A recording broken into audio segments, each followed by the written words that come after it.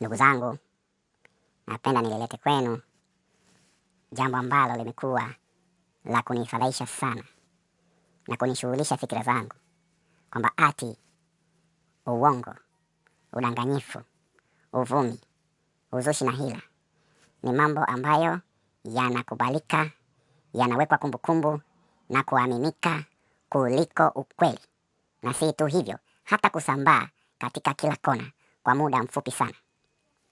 Lakini ukweli ni vigumu kujulikana. Ndio maana hata mahali fulani Yesu akasema, utaifahamu kweli nayo kweli itakuweka huru. Kwa nini nasema kwamba uongo, udanganyifu na uzushi na hila na hadaa ni mambo ambayo yana nguvu kuliko ukweli? Ninao mfano wa mnyama wa kufikirika, mnyama wa uongo, mnyama ambaye hajawahi kuwepo, mnyama ambaye hayupo, mnyama ambaye hatakaa awepo. Lakini bahati mbaya, mnyama huyu ana jina katika kila lugha na nambari za dunia.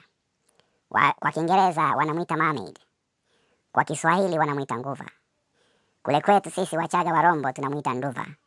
Na ninaamini kwamba katika kila lugha ya unayenisikia, iwe wewe ni Masai, kuna jina unamuita mnyama huyu kwa lugha yako. Iwe wewe ni Msukuma, kuna jina unamuita mnyama huyu wa kufikirika, wa uongo, kwa jina lako, kwa lugha yako. Wewe ni Mbondei, wewe ni Msambaa, wewe ni Mhehe, wewe ni Mhindi, wewe ni Mwarabu, wewe ni Mexicano, wewe ni Italiano, wote tuna lugha tunayomuita mnyama huyu. Tuna jina tunalomuita mnyama huyu tena kwa lugha yetu, ingawa mnyama huyu hayupo, hajawahi kuwepo na hatakaa awepo. Uongo unadumu na kusambaa na kuaminika kuliko ukweli.